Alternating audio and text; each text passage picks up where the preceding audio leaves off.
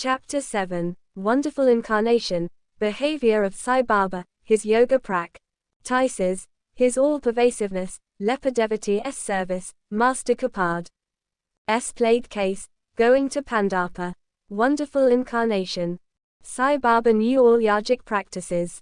He was well versed in the 6 processes including dhoti, stomach cleaning by a moistened piece of linen 3 inches in breadth and 22.5 in length, khandayoga, i.e., separating his limbs and joining them again, and samadhi, etc.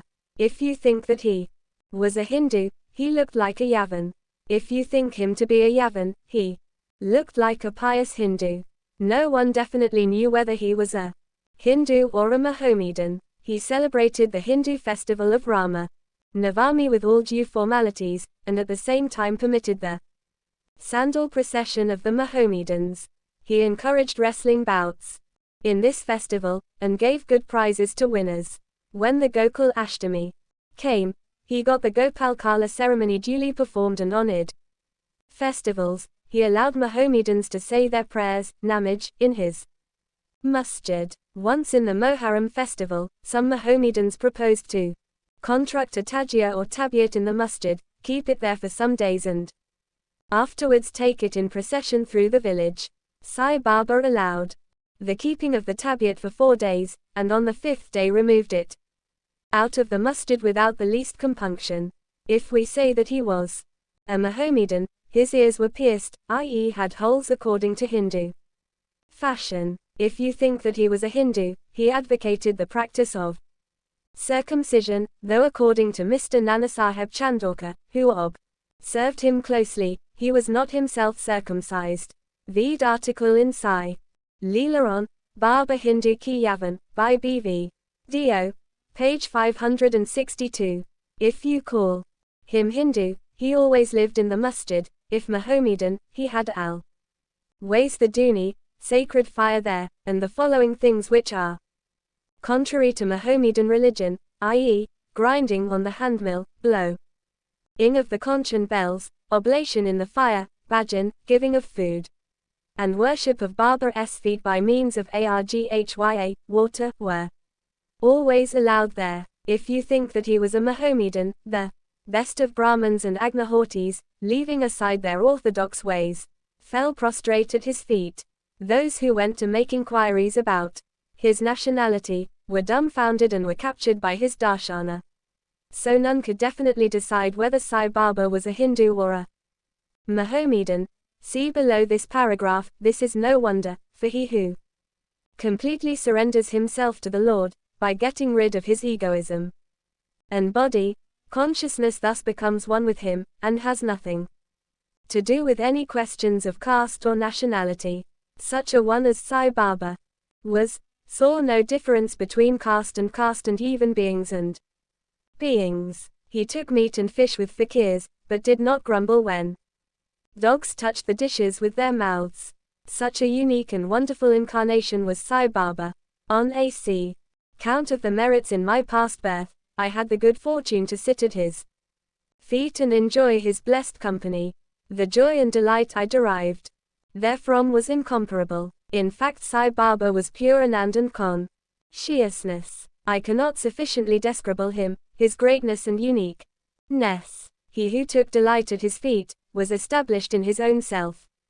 Many sannyasis, sadhakas and all sorts of men aspiring for salvation came to Sai Baba. He always walked, talked and laughed with them and always uttered with his tongue Allah Malik, God is the sole owner.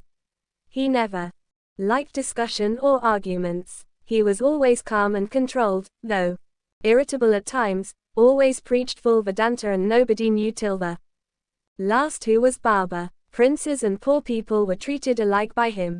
He knew the inmost secrets of all, and when he gave expression to them, all were surprised. He was the repository of all knowledge, still he feigned ignorance. He also disliked honor. Such were the characteristics of Sai Baba. Though he had a human body, his deeds testified to his godhood. All people considered him as the Lord God in Shirdi. Behavior of Sai Baba. Fool that I am, I cannot describe Baba's miracles. He got almost all the temples in Shirdi repaired. through Tatya Patil, the temples of Shani, Ganapati, Shankar-Parvati, village deity, and Maruti were put in order. His charity was also remarkable. The money he used to collect as dakshina was freely distributed, Rs. 0.20 to some, Rs. 0.15 or 50 to others every day. The recipients thought that this was pure charity money, and Baba wished that it should be usefully employed. People were immensely benefited by having a darshana of Baba. Some became hale and hearty, wicked people were turned into good ones. Kushtha, leprosy, was cured in some cases, many got the desires fulfilled, without any drops or medicine being put in the eyes. Some blind men got back their sight and some lame ones got their legs. No body could see the end of his extraordinary greatness. His fame spread far and wide, and pilgrims from all sides flocked to Shirdi. Baba sat always near the Duni and eased himself there, and always sat in meditation, sometimes with and on other times without a bath. He used to tie a white turban on his head, and wear a clean dhota round his waist, and a shirt on his body. This was his dress in the beginning. He started practicing medicine in the village, examined patients, and gave medicines. He was always successful, and he became famous as a hakim, doctor. A curious case may be narrated here. One devotee got his eyeballs quite red and swollen.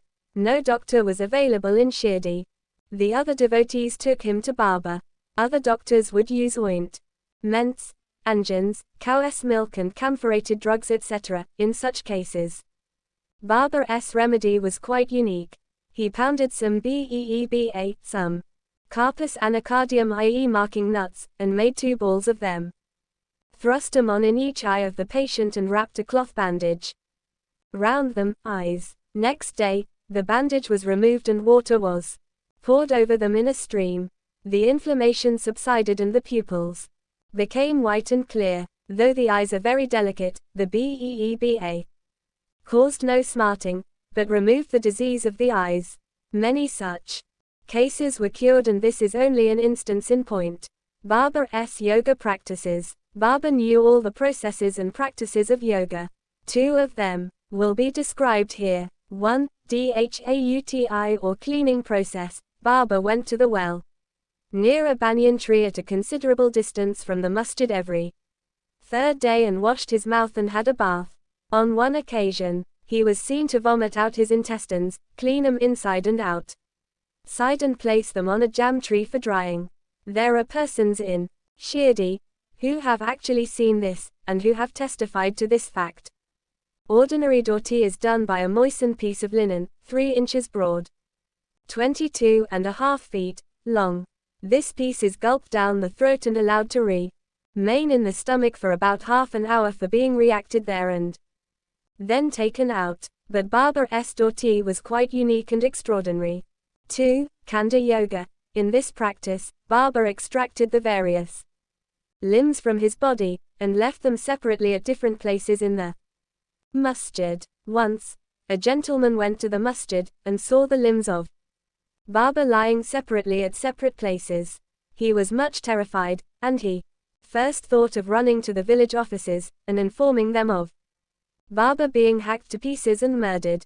He thought that he would be held responsible, as he was the first informant, and knew something of the affair. So he kept silent. But next day when he went to the masjid, he was very much surprised to see Baba, hale and hearty and sound, as before. He thought that what he had seen the previous day was only a dream. Baba practiced yoga since his infancy and nobody knew or guessed the proficiency he attained.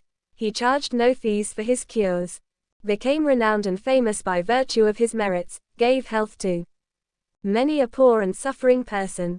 This famous doctor of doctors cared not for his interests, but always worked for the good and welfare of others, himself suffering unbearable and terrible pain many a time in the process. One such instance I give below, which will show the all-pervasive and most merciful character of Sai Baba. Baba's all-pervasiveness and mercy. In the year 1910 AD, Baba was sitting near the Dooni on Diwali holiday and warming himself. He was pushing firewood into the Dooni, which was brightly burning. A little later, instead of pushing logs of woods, Baba pushed his arm into the Dooni. The arm was scorched and burnt immediately. This was noticed by the servant Madhava, and also by Madhavrao Deshpande, Sharma. They at once ran to Baba and Madhavrao clasped Baba by his waist from behind and dragged him forcible backward and asked, Deva, for what have you done this? Then Baba came to his senses and replied, the wife of a blacksmith at some distant place was working the bellows of a furnace. Her husband called her. Forgetting that her child was on her waist, she ran hastily and the child slipped into the furnace. I immediately thrust my hand into the furnace and saved the child. I do not mind my arm being burnt, but I am glad that the life of the child is saved. Leper devotees service. On hearing the news of Baba's hand being burnt from Sharma Madhavrao Deshpande, Mr. Nanasaheb Chandorkar, accompanied by the famous Dr. Parmanand of Bombay with his medical outfit consisting of ointments, lint and bandage etc. rushed to Shirdi, and requested Baba to allow Dr. Parmanand to examine the arm, and dress the wound caused by the burn. This was refused. Ever since the burn, the arm was dressed by the leper devotee, Bhagoji Shinde. His treatment consisted in massaging the burnt part with ghee and then placing a leaf over it and bandaging it tightly with patties, bandages. Mr. Nanasaheb Chandorkar solicited Baba many a time to unfasten the patties and get the wound examined and dressed and treated by Dr. Parmanand, with the object that it may be speedily healed. Dr. Parmanand himself made similar requests, but Baba postponed, saying that Allah was his doctor, and did not allow his arm to be examined. Dr. Paramanand's medicines were not exposed to their air of Shirdi, as they remained intact, but he had the good fortune of getting a darshana of Baba. Bhagoji was allowed to treat the hand daily. After some days, the arm healed and all were happy. Still, we do not know whether any trace of pain was left or not. Every morning, Bhagoji went throughout his program of loosening the patties, massaging his arm with ghee and tightly bandaging it again. This went until Sai Baba's Samadhi, death. Sai Baba, a perfect siddha, as he was, did not really want this treatment, but out of love to his devotee, he allowed the upasana service of Bhagoji to go on uninterrupted all along. When Baba started for Lendi, Bhagoji held an umbrella over him and accompanied him. Every morning, when Baba sat near the post close to the Dooni, Bhagoji was present and started his service. Bhagoji was a sinner in his past birth. He was suffering from leprosy, his fingers had shrunk, his body was full of pus and smelling badly. Though outwardly he seemed so unfortunate, he was really very lucky and happy. For he was the premier servant of Baba, and got the benefit of his company. Master Kapad's plague case. I shall now relate another instance of Baba's wonderful Leela. Mrs. Kapad, the wife of Mr. Dadasaheb Kapad of Amravati, was staying at Shirdi with her young son for some days. One day the son got high fever, which further developed into bubonic plague. The mother was frightened and felt most uneasy. She thought of leaving the place for Amravati, and went near Baba in the evening, when he was coming near the Wada, now Samadhi Mandir, in his evening rounds. For asking his permission, she informed him in a trembling tone that her dear young son was down with plague. Baba spoke kindly and softly to her, saying that the sky is beset with clouds, but they will melt and pass off and everything will be smooth and clear.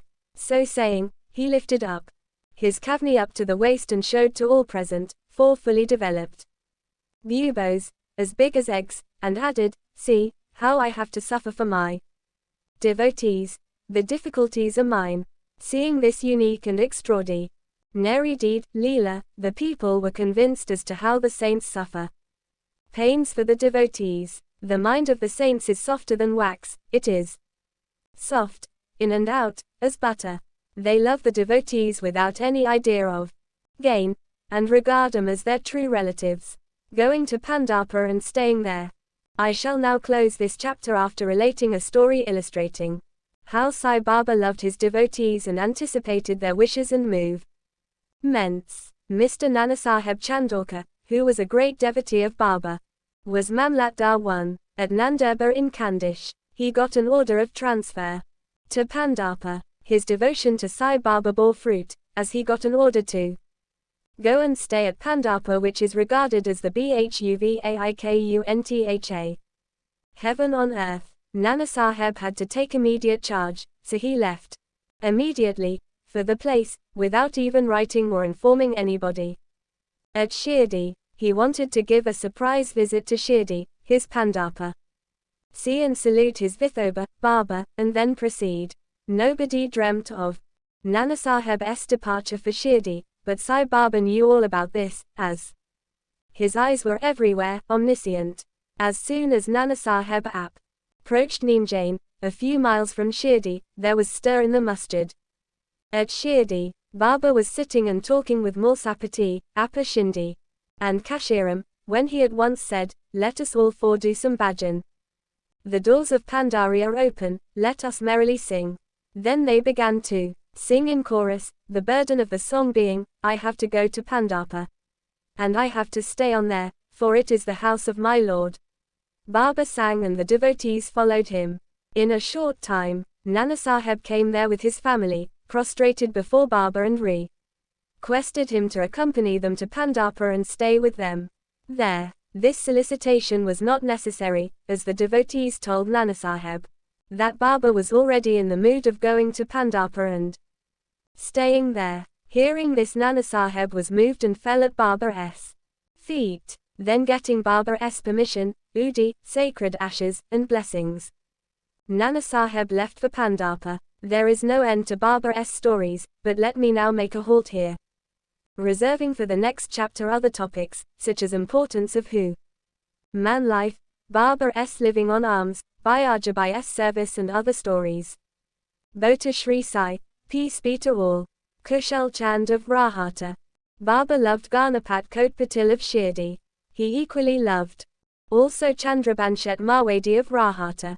After the demise of this Shet, Baba loved his nephew Kushal Chand equally, or even perhaps more, and watched his welfare, day and night, sometimes in a bullock cart, at other times in a tanga. With intimate friends, Baba went to Rahata. People of that village came out, with band and music, and received Baba at the vessel gate of the village, and prostrated before him. Then he was taken into the village with great éclat and ceremony. Kushal Chand took Baba to his house, seated him on a comfortable seat and gave him a good lunch. Then they talked freely and merrily for some time, after which Baba returned to Shirdi, giving delight and blessings to all. Shirdi is midway between and equidistant from Rahata on one side, south, and Neemjain on the other, north. Baba never went beyond these places during his lifetime.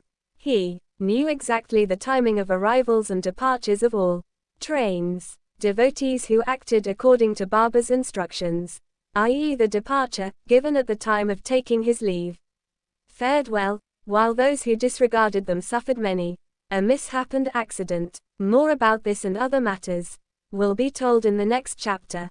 Bota Shri Sai, peace be to all.